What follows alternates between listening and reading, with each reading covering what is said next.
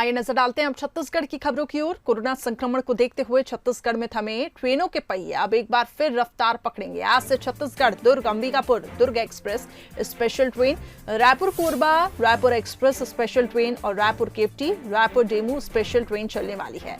इसको लेकर दक्षिण पूर्व मध्य रेलवे ने ऑर्डर भी दे दिया है। इससे छत्तीसगढ़ के साथ ही मध्य प्रदेश के अनूपपुर शहडोल जिले के लोगों को भी फायदा मिलेगा। इनमें 2 ट्रेनें रूटीन होंगी और एक सप्ताह में 4 दिन दौड़ेगी। स्टेट एडिटर धनवेंद्र जायसवाल हमारे साथ इस खबर पर अधिक अपडेट्स के लिए जुड़ चुके हैं।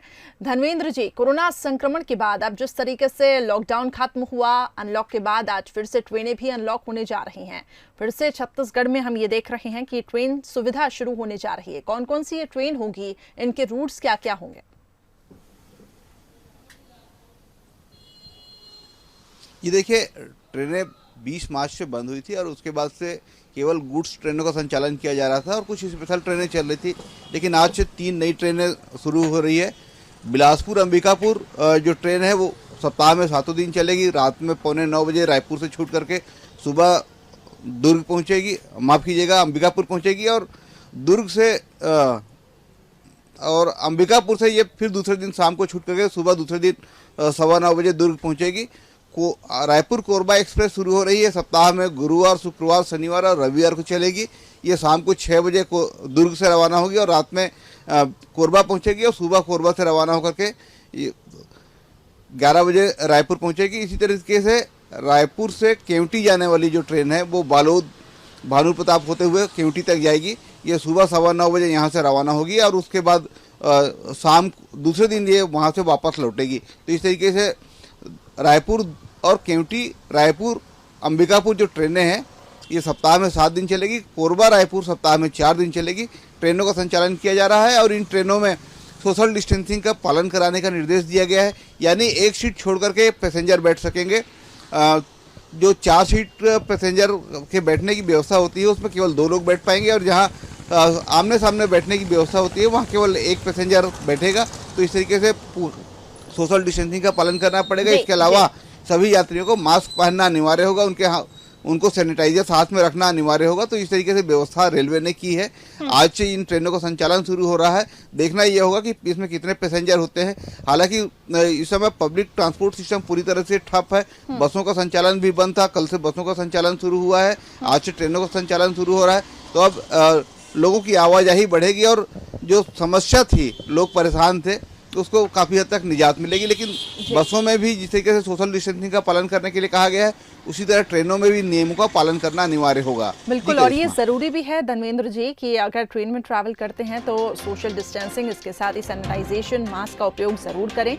और जो तमाम गाइडलाइंस दी गई हैं, जैसा कि समय से पहले आपको स्टेशन पहुंचना होगा ताकि आपका लगेज है वो सैनिटाइज हो पाए और स्क्रीनिंग हो, इसके बाद ही आपको ट्रेन में बैठने की परमिशन मिलेगी।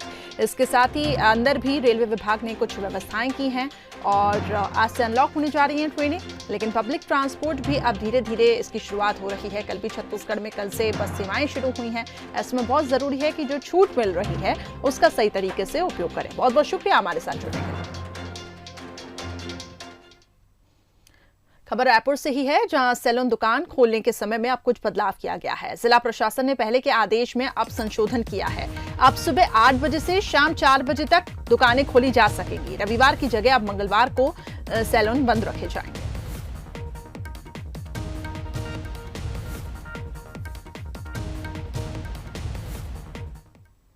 खबर अब रायपुर से, जहां छत्तीसगढ़ में कोरोना बेकाबू होता जा रहा है। 24 घंटे में रिकॉर्ड 2284 नए केस सामने आए। रायपुर की बात करें तो 412 लगातार यहां पे केसेस बढ़ते जा रहे हैं। राजनांदगांव में 319, दुर्ग में 173। प्रदेश में अब तक 37,967 कोरोना संक्रमित मरीज मिले हैं और प्रदेश में कोरोना के 18,702 एक्टिव केसेस हैं। कोरोना संक्रमण से अब तक 315 मरीजों की मौत भी हो चुकी है। तो रायपुर में मामले लगातार बढ़ते जा रहे हैं और इसमें अब एक चिंता की बात यह है कि अब मौतों के भी आंकड़े बढ़ते जा रहे हैं छत्तीसगढ़ में। तो 2284 नए पॉजिटिव केस मिले हैं।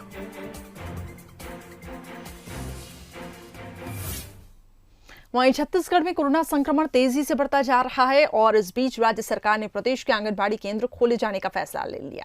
सरकार के इस कदम के लिए अब कुपोषण को वजह बताया गया है। सरकार ने आंगनबाड़ी केंद्रों को जरूरी दिशा निर्देश देते हुए कोरोना काल में सावधानी बरतने के लिए कहा। आंगनबाड़ी में एंट्री से पहले बच्चों की स्क्रीनिंग की जाएगी और हाथों को सैनिटाइज कराया जाएगा। आंगनबाड़ी शुरू करने से पहले बच्चों के अभिभावकों के साथ बैठकर सहमति ली जाएगी। वहीं बिलासपुर जिले में कोरोना की बढ़ती रफ्तार ने यहां के प्रशासनिक इंतजामों पर भारी पड़ गई है। मरीजों के इलाज के लिए व्यवस्थाएं नाकाफी साबित हो रही है। अब विपक्ष ने इस पर निशाना साधा है। देखिए इस रिपोर्ट में। बिलासपुर में करीब 1000 कोरोना के एक्टिव केस हो गए हैं, लेकिन इनसे इलाज की जैसी व्यवस्था होनी चाहिए वो दुरुस्त नहीं है।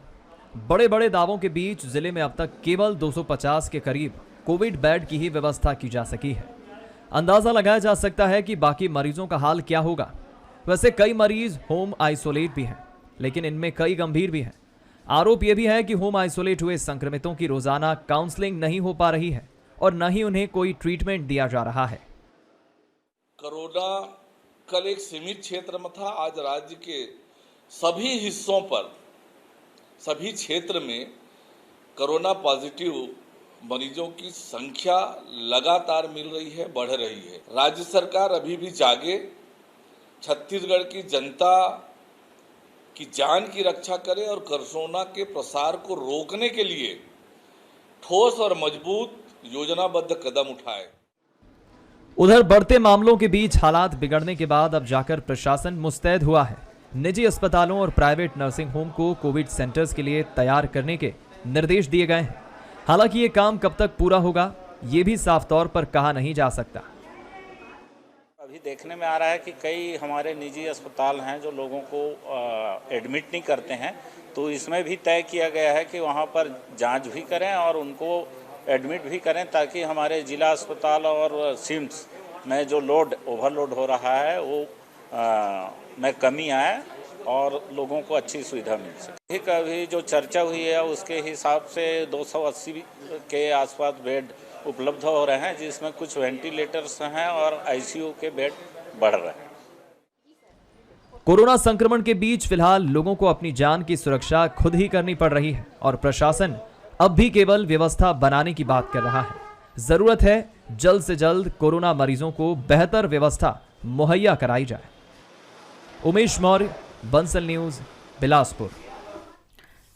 चलिए इसी बीच एक बड़ी खबर मुंबई से मिल रही है। रिया चक्रवर्ती के घर एनसीबी का छापा। रिया शौविक ड्रग्स केस में एनसीबी ने छापेमार कार्रवाई की है। एनसीबी की 5 सदस्यीय टीम कार्रवाई में जुटी हुई है। सैमुअल मिरांडा के घर भी एनसीबी का छापा पड़ा है। एक बड़ी खबर आपको सुशांत सिंह राजपूत केस से जुड़ी हुई बता रहे हैं। नारकोटिक्स कंट्रोल ब्यूरो की 5 सदस्यीय टीम रिया चक्रवर्ती के घर गई है और इसके साथ ही सैमुअल मिरांडा जो कि सुशांत सिंह राजपूत के करीबी बताए जा रहे हैं, वो भी संदेह के घेरे में हैं। एनसीबी का छापा उनके घर पर भी पड़ा है।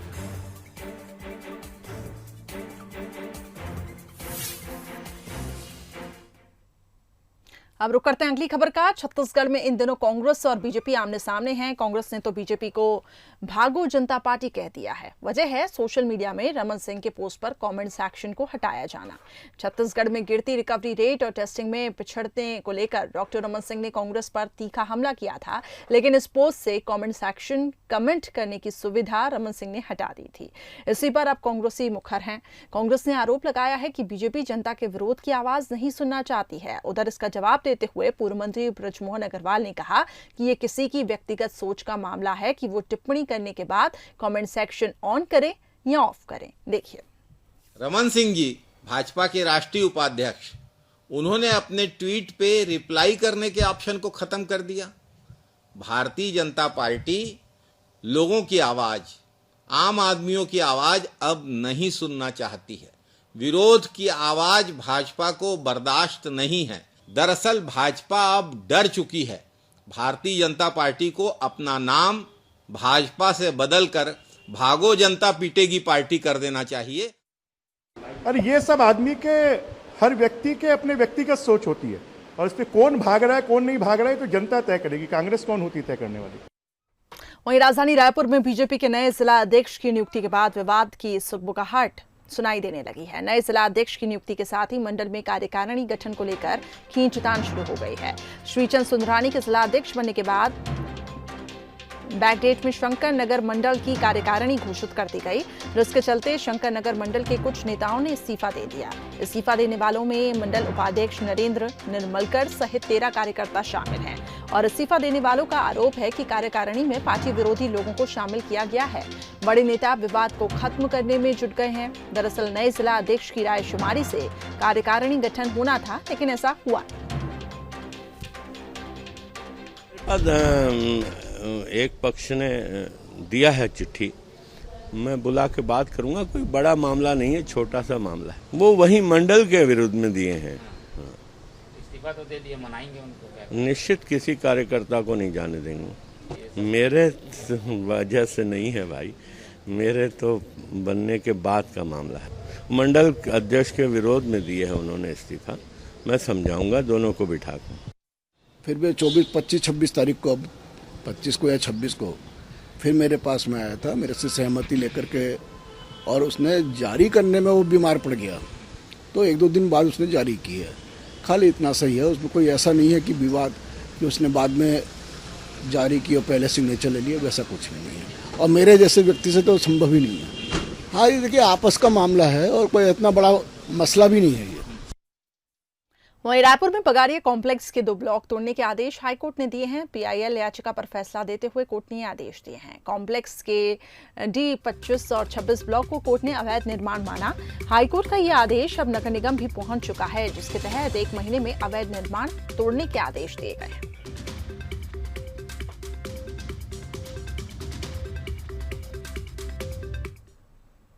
वहीं छत्तीसगढ़ सरकार ने 4 चिन्हरी के रूप में नरवा, गरवा, घुरवा और बारी की मुहिम छेड़ रखी है। इसके तहत गौठान बनाए जाने हैं, मगर गौठान निर्माण में लापरवाही बरती जा रही है। कहीं फंड की कमी है तो कहीं केवल औपचारिकता ही पूरी की जा रही है।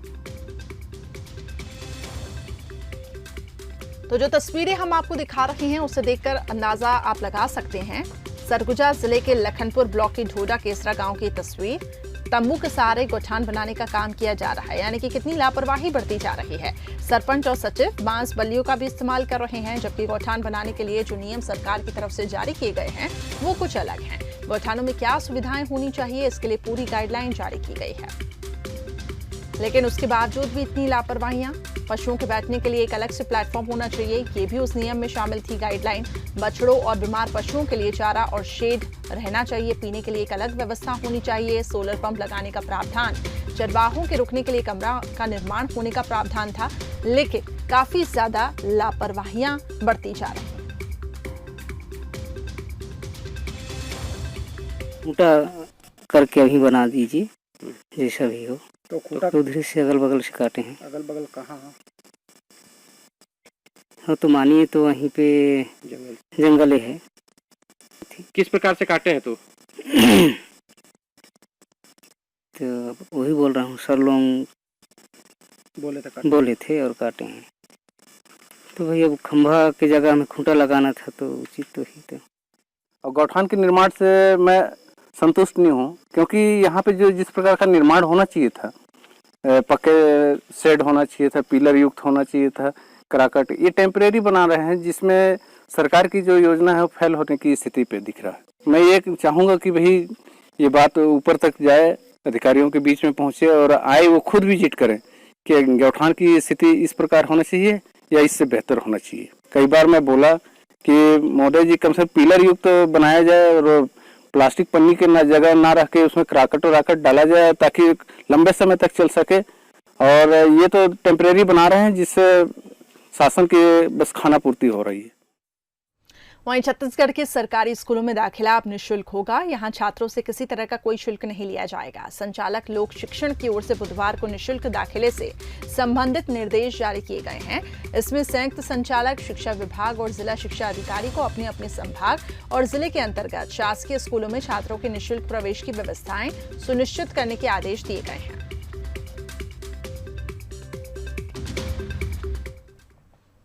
वहीं कोरोना काल में स्कूली बच्चों की पढ़ाई अनवरत जारी रहे, इसके लिए पूरे देश में प्रयास हो रहे हैं। कहीं वर्चुअल क्लास चल रही हैं तो कहीं बच्चों तक ऑनलाइन मटेरियल पहुंचाया जा रहा है। लेकिन बस्तर में लाउड स्पीकर से पढ़ाई का मॉडल पूरे प्रदेश में हिट हो चुका है। देखिए इस रिपोर्ट में। लाउड स्पीकर से क्लास, पढ़ाई यहाँ की है खास। बस्तर का भाटपाल, शिक्षा की मिसाल। ये क्लास से लाउड, कोरोना से कर रहा दो हाथ। बस्तर का भटपाल संभवतः देश की पहली पंचायत है जहां लाउड स्पीकर से घर बैठे बच्चे पढ़ाई कर रहे हैं।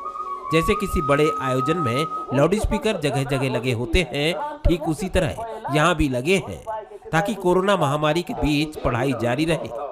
इसके लिए जिला प्रशासन और सरपंच की मदद से यहाँ सभी 8 मोहल्लों में लाउड स्पीकर लगाया और पढ़ाई शुरू कराई। इसका असर ये हुआ कि अब बच्चे लाउड स्पीकर की आवाज सुनते ही घरों के बाहर निकलकर अपने पढ़ने की जगह पर पहुंच जाते हैं। इस दौरान हैंड सैनिटाइजेशन और सामाजिक दूरी का भी ख्याल रखा जाता है। चूंकि स्कूलें बंद हैं और प्रशासन के पास कोई व्यवस्था नहीं, हम कैसे पढ़ाएं, तो हमारे नवपदस्थ कलेक्टर श्री बंसल जी के द्वारा एक नवाचारी की सोच रखी गई कि यह लाउड स्पीकर के माध्यम से बच्चे पढ़ सकते हैं।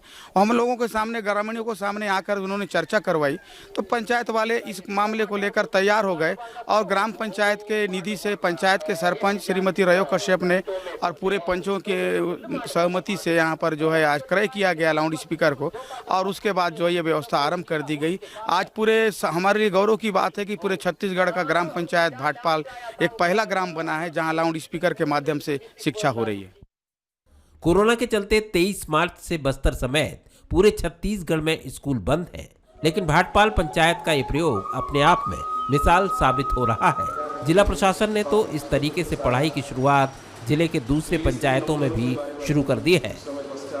ये सबसे बड़ी बात यह है कि बस्तर में और हमारे बस्तर विधानसभा में एक भाटपाल पंचायत में गुरुजी लोग अपने स्वविवेक से इस तरह की व्यवस्था वहाँ के ग्राम पंचायत के माध्यम से की, उनकी धन्यवाद के पात्र है। उस व्यवस्था को देखकर राज्य स्तर में लागू करने के लिए हमारे आदरणीय टेकाम साहब जो 15 अगस्त के अवसर पे आए थे और स्वयं भी गए थे, उस दिन पूरे छत्तीसगढ़ में लागू करने की घोषणा हुई।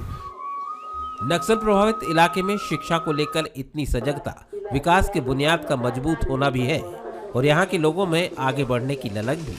आदिवासी बाहुल्य ये पंचायत कोरोना काल में चर्चा में है, यानी शिक्षा के प्रति जागरूकता लाउड है।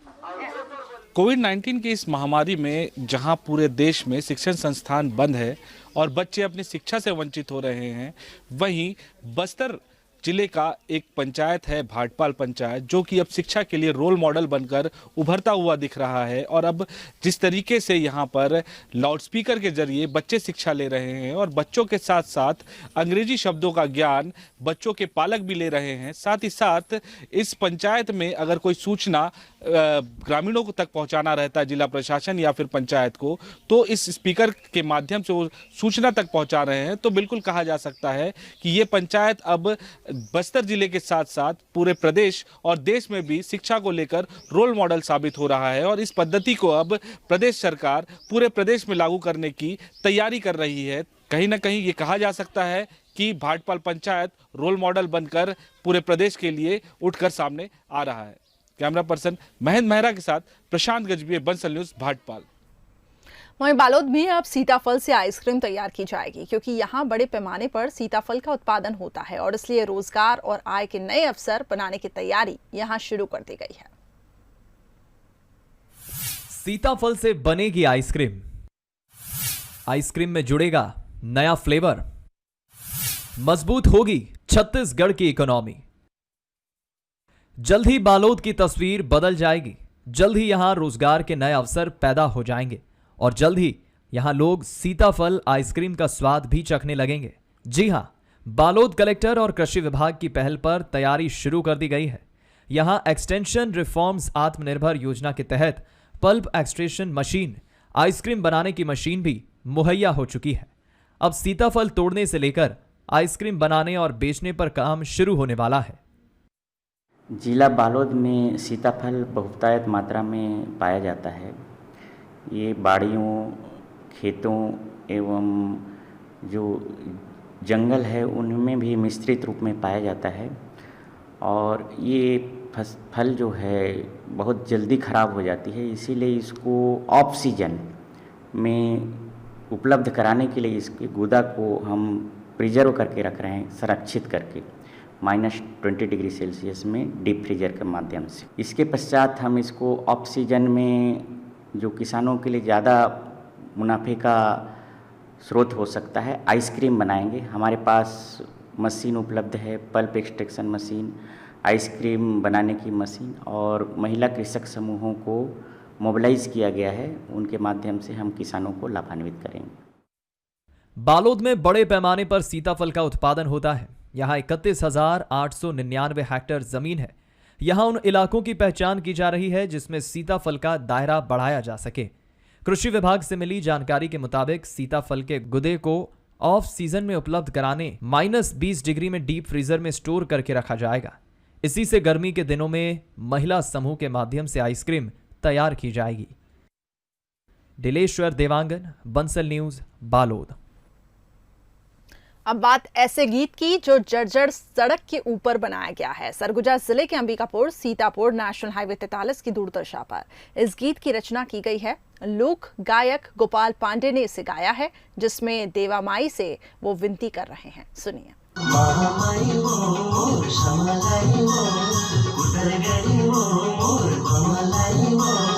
सीतापुर के रोड ला बनवारे जाइयो, सीतापुर के रोड ला बनवारे जाइयो, मंगले गली मोर चंद्रा सिंह रतनपुरी मोर डोंगर गली सीतापुर के रोड